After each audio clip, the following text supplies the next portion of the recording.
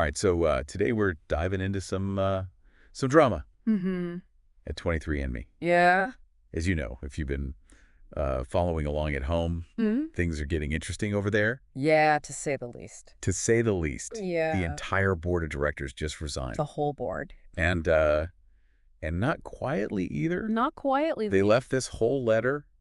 I saw that. And it's not your typical, like, see ya later, wouldn't want to be... Right, exactly. Like, it's not you, it's us kind of thing. Exactly. It's not giving that vibe. No, not at all. So we've got that. We've got a CNBC article about it. Okay. We've got a LinkedIn roundup, which has some really interesting comments. Oh, spicy. Yeah. Okay. And we've got the official 23andMe press release. All right, so we're going right to the source. We're going right to the source, and we are going to unpack why this is a huge deal, what it means for the future of 23andMe, and what you listening should be considering if you're a customer. Especially as a customer, yeah, that's key. So if you don't know, 23andMe is a genetic testing company. Right.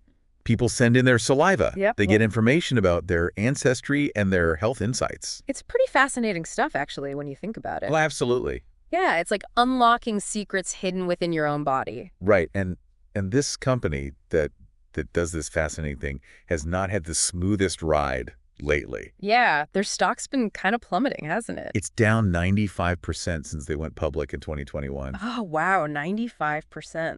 That's brutal. Which is wild, right? Like, that's almost unheard of. Yeah, that's a tough pill to swallow if you're an investor, that's for sure. Yeah. And then on top of that, Besides all that. last year they had this data breach that they ended up settling for $30 million.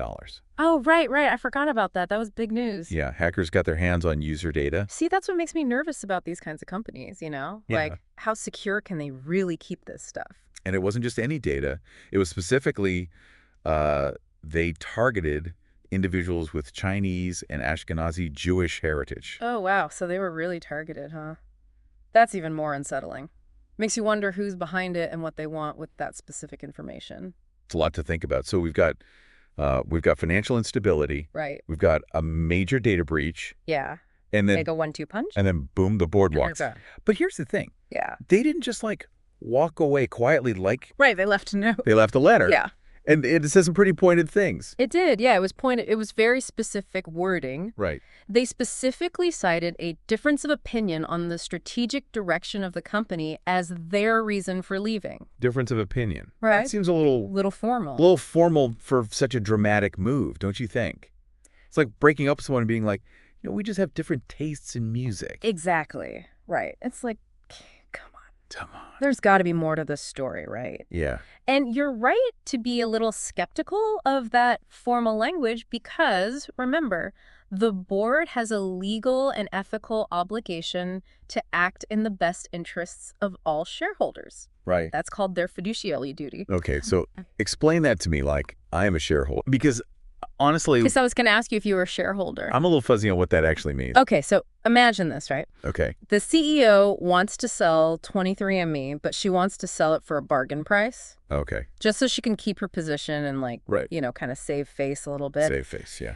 That might benefit her, but it would be a raw deal for the other shareholders who lose money. Right.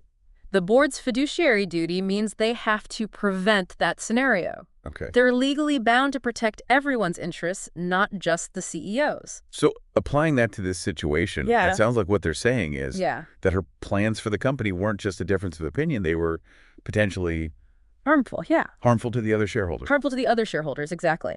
And here's where it gets even more interesting, right? This wasn't a rash decision. Right. The resignation letter actually mentions that the board had been trying to work with Wojcicki for 5 months. 5 months. 5 months to find a solution that addressed their concerns. That's a long time to go back and forth. It is, especially with something as important as a company's entire direction. Yeah.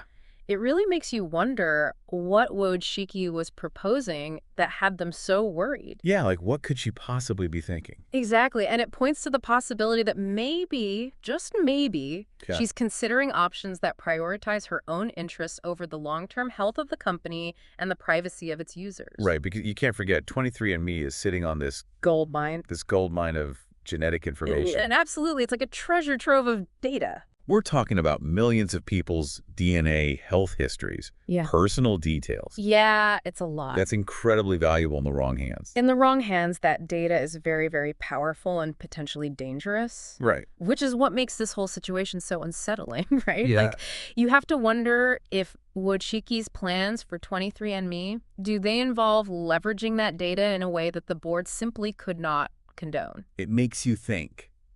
Mm-hmm. So you're listening at home right now and you're thinking, Yeah. what does this boardroom drama mean Exactly. for my data? Right. We're going to unpack that right after the break. Stay tuned. We're back. And I don't know about you, but this whole 23andMe situation has me a little uneasy. Yeah, it's a little unnerving for sure. It's like finding out that the company that you trusted with your DNA might be... Playing a little fast and loose with it, yeah. Right. It really brings up some larger questions about the future of genetic data privacy. Yeah, how it's regulated or... Exactly. Like, we're at this crossroads where this incredibly powerful information is being collected, but the rules, the regulations, they just haven't caught up yet.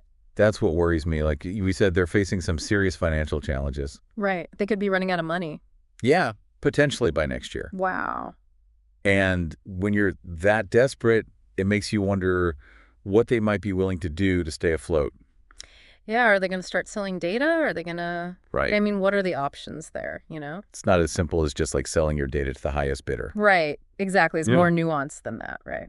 We're talking about these like more subtle but equally concerning ways that this information could be used. So like, give me an example. Paint a picture for me. What could this actually look like? Okay, so imagine this.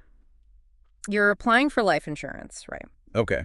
And your application is rejected Oh, no. because some algorithm flagged you as high risk based on your genetic predisposition to a certain condition, Which I might not even develop. which you may not even develop. Exactly. Wow. Or think about employers, right? Having access to this data, They could use that. they could potentially use it to make hiring decisions based on your perceived risks outlined in your genetic makeup. That's scary. And that's not some like dystopian future. No, This is like stuff that could potentially happen. given the lack of, right? Yeah. Like you said, regulations, Right. And unlike our medical records, which are protected, IPAA, right? Right. Which doesn't apply here. this is just like out there. It's the wild west of data privacy. Yeah. So what can you do, like if you're listening to this and you're a little freaked out right now Yeah, you should be a little freaked out. about your own 23andMe data? Okay, so first and foremost, Yeah. knowledge is power. Okay. Even if you're not an expert in genetics or data privacy, understanding the basics of how your genetic information can be used and potentially misused is really, really important. And luckily, Yeah. there are a lot of great resources available online Yeah. from really reputable organizations that break down these complex topics in easy to understand ways. It's like learning about online security. Yeah. You don't have to be a hacker to like figure out how to make strong passwords and like... Be wary of phishing. Exactly. You just need to know the basics. Yeah. And when it comes to your genetic data, one of the most important steps you can take is to download your raw data. Download my raw data. Okay. Download your raw data from 23andMe or any other genetic testing company you've used. I've heard that before, but like honestly, what good is that if I don't even know what I'm looking at? Okay, so think of it this way. You're taking possession of your valuable family heirlooms. Okay. You might not display them all. You might not even know the story behind each one. Right. But they're in your safekeeping. They're not gathering dust in someone else's attic. Okay. Having your raw data gives you options. Yep. In the future, there might be other services that can help you interpret it, or tools that allow you to manage and control how it's used. So download my data even if I don't know what to do with it right now. Exactly. Knowledge is power, baby. What else? Be cautious about sharing your genetic information going forward. Oh. Read the fine print, all right? Mm-hmm. Before you sign up for any genetic testing service or research study, understand their privacy policies and how they plan to use and protect your data. And don't be afraid to ask questions. Yeah, don't be afraid to say no either. Exactly. Yeah. Just because a company asks for your genetic information doesn't mean you have to give it to them. This is about taking control of our own narratives when it comes to our genetic information. I love that. Yes. Be an informed consumer. Yes. Ask tough questions. Yes. Demand transparency from companies like 23andMe, because after all, it's your data. It is. It's your privacy and ultimately It's your future. your future at stake. That's right. Well said. That's all the time we have for today's deep dive. This is a good one. Until next time, stay curious.